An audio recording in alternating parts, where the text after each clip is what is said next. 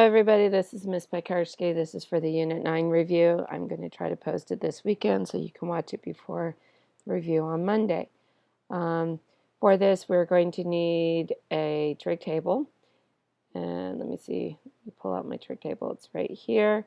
And if you have a graphing calculator, it'll help right here. I'm going to be switching back and forth between this screen and then the trig table and the graphing calculator. So if you don't have yours, you can at least see the steps that I'm doing to use those tools to find the answers. All right, let's look at the first question. The first question is, find the exact value of inverse cosine of negative square root of 3 over 2 without using a calculator. Okay, so for this, notice we're not limited to they don't tell us to find the answer between 0 and 2 pi or 0 and 360 here. So we can usually, especially when it says without using a calculator, you should always look at your trig table, and then usually your answer choices are going to be in radians and not degrees. All right, so let's pull up our trig table again. So we have our trig table, and I totally forgot to look. Okay, so we're looking for inverse cosine of negative square root of 3 over 2. Okay, and so we're going to look in the shaded section. So for cosine, square root of 3 over 2 is going to be right here. And then our answer would be either 150 degrees or 5 pi over 6. Okay, so let's look at our thing here, and let's uncover the answer. And it's 5 pi over 6, so in this case it's radians, not degrees. Usually anytime it says without using a calculator and it doesn't specify radians or degrees, the answer should be in radians. But if it's a multiple choice test, you'll be able to tell which it is. It'll either have a whole bunch of degree symbols or a whole bunch of pi's in the answer. All right. Next example, use your calculator to evaluate inverse cosine of negative 0.38 in radian measures round to 3 decimal places. Okay, so because it says radian measures, we need to make sure our calculator is in radian mode. So let's pull up our calculator. Most of you should know how to do this. You get to the home screen just by clicking on the on button. Go to settings, document settings. If you want radians, it should say radians right here. Don't just assume that if it says radians right here that everything is in radians. Always go down to where it says make default and then click on OK. Then you can go back to your calculator screen and calculate it out. In this case, we want inverse cosine of negative 0.38. So we're going to go to our trig, inverse cosine, negative 0.38. Okay, and I know that in class on Friday, we were talking about how our answers could be lots of different answers depending on which quadrant we were in, and that we should always do inverse cosine of the positive value here to get the answer for the first quadrant. Well, you only have to worry about that when you want your answer to fall between 0 and 2 pi or 0 and 360. Notice the question here doesn't have any limit to having the answer between a positive answer, basically. And we don't need to know all of our answers between 0 and 2 pi or 0 and 360. So we can just plug that answer in the calculator and see what we get. So when we do that, we get the answer of 1.96.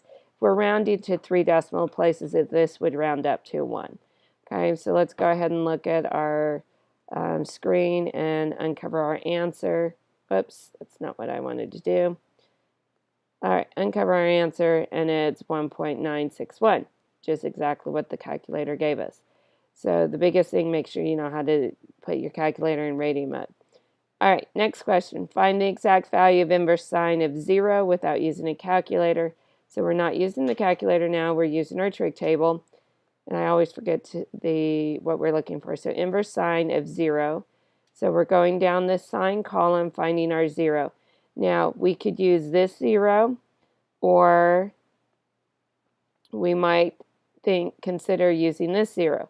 Now remember, if we're doing inverse sine and we're using our trig table, we should use the sections that are shaded in, not the sections that are not shaded in. So this answer down here is not the one we're going to use. We're not going to pick pi.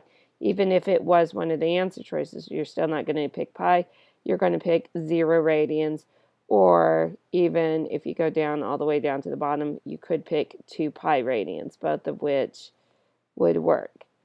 Okay, let's uncover our answer and see which answer choice was available. It was 2 pi, so that's the one we would pick. If our answer, with this situation, you're not going to have an answer choice of 0 or 2 pi, and you have to pick between the two. It would be one or the other. Okay, you just need to be aware that it could be either one.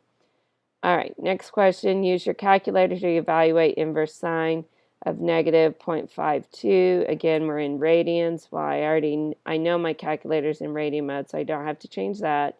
Let's see, inverse sine of negative 0.52. So inverse sine, negative sine 0.52. Push enter.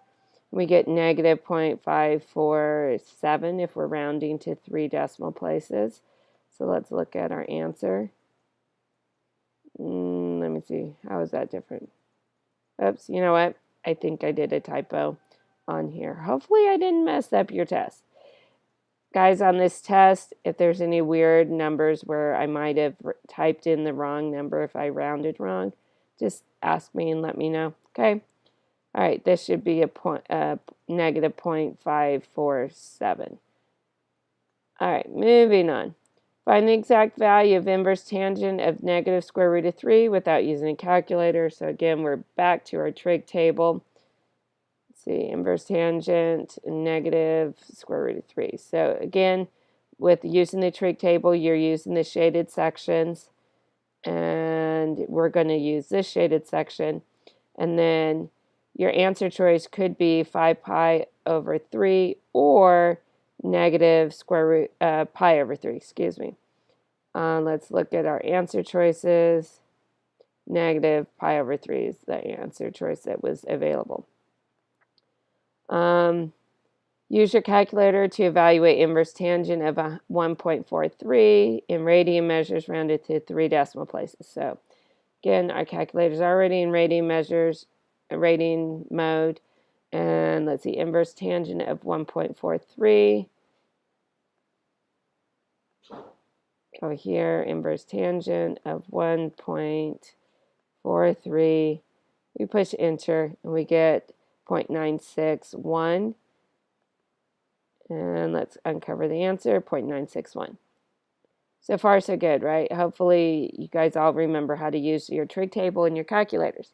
All right, this one, without using a calculator, find the exact value of inverse cosine of 5 pi over 4. Okay, so this is one of our composite functions. I'm going to move this screen over so that I can go back and forth to it. And we are not using our calculator, so we're going to use our trig table. Inverse cosine of 5 pi over 4. So let's find 5 pi over 4. This is a cosine column, so we have 5 pi over 4 is negative square root of 2 over 2. However, so now we're looking for inverse cosine of negative square root of 2 over 2. So we need to move up to our shaded area, and then inverse cosine of negative square root of 2 over 2 will be right here. So the answer choice that we want is 3 pi over 4. And if we uncover that, we get 3 pi over 4. Okay, here's another version of the same question that you might get. This time it's cosine of inverse cosine of square root of 2 over 2. So let's see what we're doing this time. Let me see if I can move it this way. Yep, I can and still see it. So I might have to do it this way. Let's see. Yep, there we go. There. All right, so cosine of inverse cosine is square root of 2 over 2. So let's find square root of 2 over 2 right here. So our answer is pi over 4. And then to find cosine of pi over 4, we're just going to come back here, and we're back at square root of 2 over 2. So in this case, nothing changes. Whoops, want that out of the way. There we go. Answer square root of 2 over 2. No sweat. All right, another type of question, very similar. This time it's tangent of inverse tangent of 1. Let's find inverse tangent of 1. So here's our 1. So inverse tangent of 1 would be pi over 4. Because we're in the shaded section, we're going to go pi over 4. And then tangent of pi over 4 would just leave us back to the 1. So let me uncover this and see if, yep, we can still see it. The answer is 1. Another version of the same, slightly different version of the same type of question, inverse tangent of 5 pi over 6. So let's find 5 pi over 6. There we go. 5 pi over 6, go to the tangent column. Our answer is negative square root of 3 over 2 over 3. But we're down here in the unshaded section.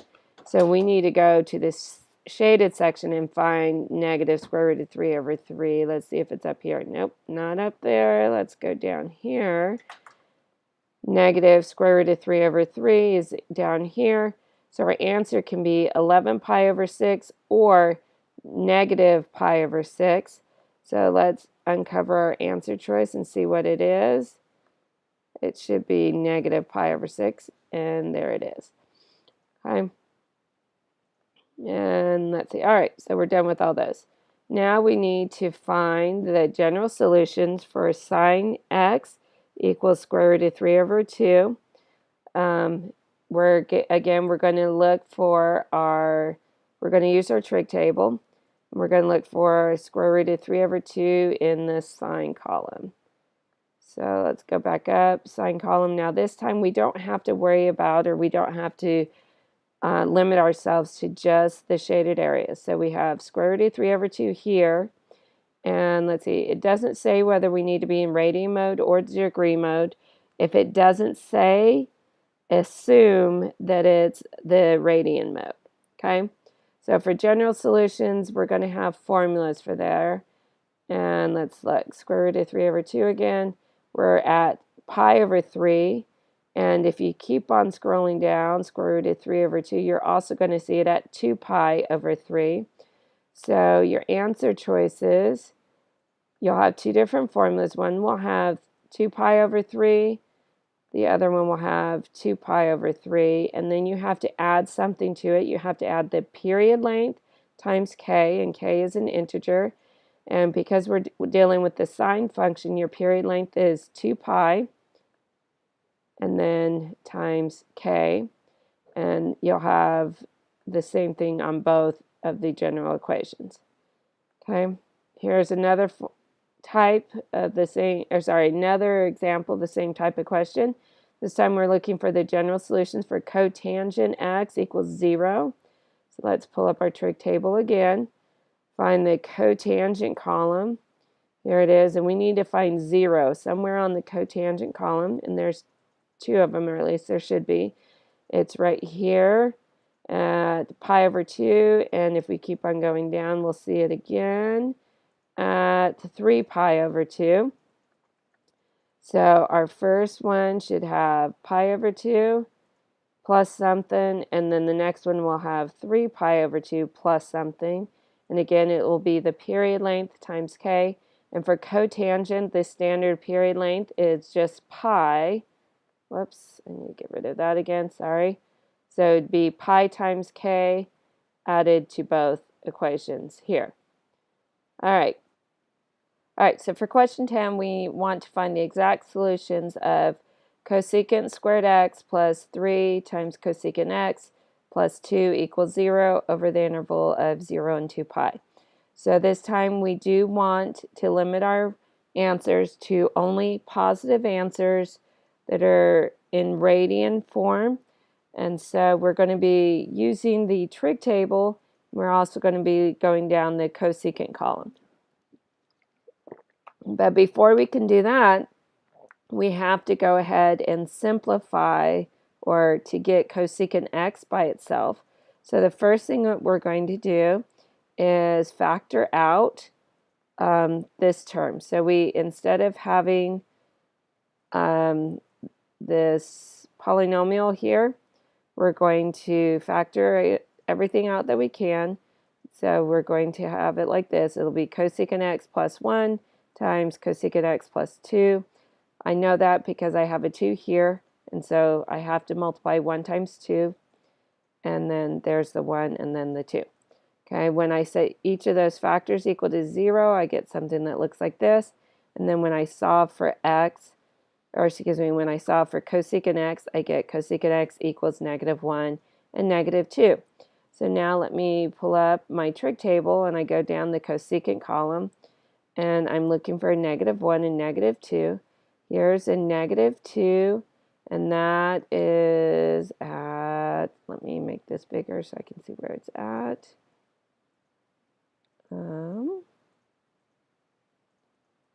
Let's see. It is at 7 pi over 6, and then -1 is at 3 pi over 2, and then another -2 at 11 pi over 6. Let's see if those answers are correct. 7 pi over 6, 3 pi over 2, and 11 pi over 6. All right. Here's one question, number 11. Which of the following are exact solutions of sine 3x minus sine x equals -1/2? Again, you're going to have to do some simplifying. You'll have to factor out a sine x. Okay, this time I don't have it all written down, so I'll have to do it in with my mouse pad. So the first, I'm going to factor out a sine x. So I have sine squared x. No, I'm factoring out a sine x, not squared x. Excuse me. So I have sine x, and then what I have in parentheses is a sine squared x.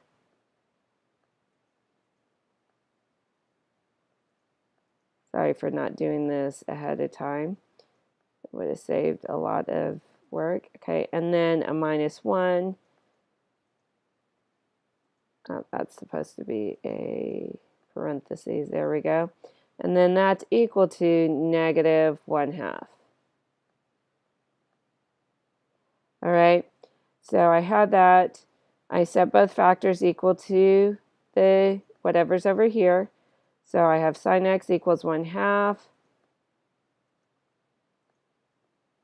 I'm probably going to run out of space. I wrote 6. So sine x equals -1/2. Okay. When I set this factor equal to -1/2, I'm going to have to add 1 to both sides. So I'll end up with sine squared x equals +1/2. And then to get rid of the squared, I'm going to have to do the square root of +1/2. And I end up, when I do, so I get the square root of +1/2. Remember that you can, we've kind of already covered this in class, that you can break up the factor or the radicals. So we have square root of 1 over the square root of 2. And I'm not going to do all the steps on the review video because we've done it so many times in class. But what we eventually get is the square root of 2 over 2. I'll walk you through verbally how we did that. So initially, square root of 1 becomes 1 divided by the square root of 2. And then you have to multiply the numerator and the denominator by the square root of 2. And we finally arrive at square root of 2 over 2. But anytime you take the square root, your answer is always positive and negative. It's not just positive and just negative. So we are looking for -1 over 2, positive square root of 2 over 2, and negative square root of 2 over 2 in the sign column. Okay, and if you look at all our answer choices, they're all in degrees, not radians. So we're going to be looking in the degree column, not the radian column. Okay, let's go ahead and look at our trig table.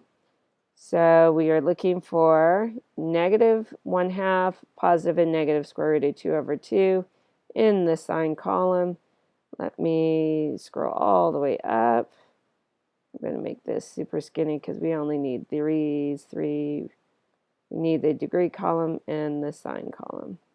All right, so let's look at it. So what, negative 1/2 and positive and negative square root of 2 over 2. Here's our first square root of 2 over 2, and it's at 45 degrees. So it's not at 0, but it is at 45 degrees. Let me put you know what, I'm just going to put dots. I'll put nice pink dots there. So we have this answer. Let me pull my trig table back up. And we're going to keep on going down. We have another square root of 2 over 2 at 135 degrees. So that one, let me see if I can move this over a little bit. And then we also have one at negative 1/2, so 110 degrees right there. And 225 degrees right here. And let's see where else. Down here at 315 degrees, excuse me. And then we also have one at 330 degrees. So this one and this one. All right, now let's make sure we've selected all of our correct answer choices here. So we have option 2, option 4, option 5, option 6, option, I think that's supposed to be a 9, and option 10. Okay, so you can see that a formula like this is going to have a lot of answers that are between 0 and 360 degrees. All right, so for number 12, we need to find the solutions of 4 times secant theta minus 5 equals 7 over the intervals of 0 and 360 degrees. Give the answers to the nearest tenth of a degree. So we are going to be using our calculator for this one, and we need to solve for secant theta first. So to do that, we're going to add 5 to both sides. So 7 plus 5 gives us 12. And then we need to divide by 4. So 12 divided by 4 gives us a positive 3. If we look on the trig table in the secant column, you'll find that there is no 3 anywhere in the secant column. Okay, so we are going to have to use our calculator for this one. And because we are in degrees, we need to go to our home screen, go to document settings, make sure we're in degree mode, or we need to change it to degree mode if we're not in degree mode. And then we are looking for inverse. We want to know when secant theta equals 3. So we're going to do inverse secant of 3. And we're going to push enter. Whoops. On my calculator, I have to push Control Enter, or else it doesn't give me an equivalent answer. All right, so the calculator tells me it's 70.525. Well, it would be 70.5 if I'm looking for just my first answer. So let's look at it. Or if I'm looking for my answer in my first quadrant. So positive 3 is a positive number, and secant is positive in the first quadrant, so my first answer is correct. But there's another answer I need to solve too, and I need to figure out when is secant also, what other quadrants is secant positive in. And let me see, so secant is positive in my first and my fourth quadrant, and because I'm looking for an answer between 0 and 360 degrees, then to find this second answer, I'm going to take 360 and subtract it by 70.5. So let's go back to the calculator and go ahead and do that. So 360 degrees minus my previous answer, and I get 289.5 degrees. So that should be my second answer. Let's see if I'm right. 289.5 degrees. I'm good. Hopefully you guys remember how to do that.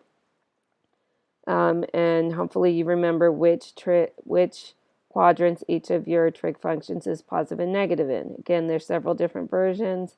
I think that's the only version of the question I have in this review. Last three questions all have to do with the average daily temperature for Killeen and basically knowing how to use your calculator. So here's our formula where M is in months. And the first question is, which image below is the correct graph for the formula? Okay, notice I only have one choice, so I need to know if I can set up the graph correctly. So let me move this to the side. No, I can't move it up. Dang it. All right, so my formula is negative 37.5 times cosine pi over 6 times x plus 67.5. I will probably have to come back and forth to it several times. Let me move it that way. All right. And one other thing to note, let me pull that back up, is notice I have a pi over 6. Because I have pi over 6, that's an indicator that my formula is in radian mode, not degree mode. So guess what I need to do? You guessed it. I need to come back and change my calculator back into radian mode. And because I'm graphing, I also want to check and make sure I'm in radian mode on my settings too. So notice how I did that. Let me go back. So from this screen, I went to menu, settings. Right now it's in this is in radians. I'm going to go ahead and just make sure I'm safe by putting that in radians and clicking on make default. All right, so now the formula. Let me slide this over again so I can see the formula. Negative 37.5, negative 37.5 times cosine. Yep, cosine pi over 6. Cosine pi, to get the pi symbols down here, pi divided by 6 times x, close parentheses, and then plus, let me see, I don't remember, 67.5, 67.5. All right, so I do that, and look, nothing happens. So that tells me I need to change the window on my calculator. So let's say I had no idea what window I needed to do. So let's go to window, or menu, windows, and I have no clue, so I'm going to put zoom fit. Okay. Well, that may not be a very good window, but at least it gives me something. So let's look at what the formula is about. All right, so I have average daily temperatures and months over time, where months, M is, or your X, I should have put an M here, or I should put an X here actually. So where your X is in months. So how many months are in a year? There are 12, for those of you that didn't know. So I'm going to guess that my window, for one, should be maybe from 0 to 12, since there's 12 months in a year. And I never want to leave this as auto. I'm going to change it to a 1. This could be a fairly good Y value. So I'll put it like this. So this is what I have so far. Okay, let's see. And you know what? I want to see my grid lines. So I'm going to go ahead and turn on my grid lines. I'm going to go to menu, view, grid, and then line grid. I just like seeing my grid lines. Okay, so there we go. Here's my grid lines. Let's see how close I got to the answer choice on my graph. Okay, so I'm going to move this one here. I'm going to use this one over, you know what, let me make it smaller. There we go. All right. So the biggest thing is that you guys are going to have 4 or 5 different answer choices. Okay, so if I set my window up like this and this was my answer choice, would I be able to tell that they were matching? Well, a lot depends on what the other 4 answer choices are. So let me uncover all 4 answer choices and see if you can figure out which is closest to the right answer. Okay, so let's compare all 4 of them. Okay, between these two, I would definitely choose this one over this one. Let's move it this way and move the calculator over this way. Okay, so here's the other two answer choices. Even if my window isn't exactly perfect, I can see that this is not it. This is far too over this way, and this is definitely not it. So if I just got my window kind of sort of accurate or kind of sort of like this would be definitely be the best choice. Okay, another thing that I could do, notice that I have all the window parameters here. Well, that one's kind of hard to see, but let's see, it starts at 1 and this is -2. So let's see, that would be -1. So 1, 2, 3, 4, 5, 6, 7, 8, 9, 10, 11, 12. So yeah, it definitely goes to 12.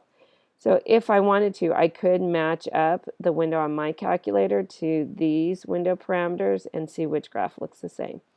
All right, and so to do that, again, menu for Windows settings.